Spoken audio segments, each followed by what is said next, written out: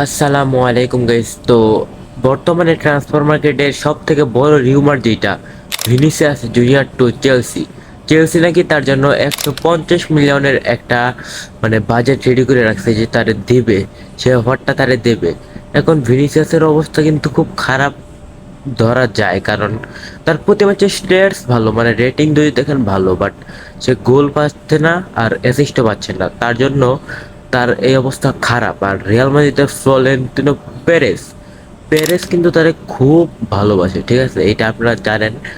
কারণ আমি এটা কিভাবে বললাম, যখন ভিনিসিয়াস জুনিয়রের সাথে ব্যালন ডিওরে অন্যায় হইল 2024-এ, তখন কিন্তু পেরেস কিন্তু পুরা রিয়াল মাদ্রিদ থেকে ব্যালন ডিওরটা বাতিল দিয়ে দিয়েছিল, তারা ব্যালন ডিওর অনুষ্ঠানে যায় নাই এই ভিনিসিয়াস জুনিয়রের জন্য। সামান্য একটা প্লেয়ারের জন্য পুরো ক্লাবের সমর্থকরা এই ব্যালন ডিওর অনুষ্ঠানকে বাতিল বাতিল ঘোষণা করে দিছে।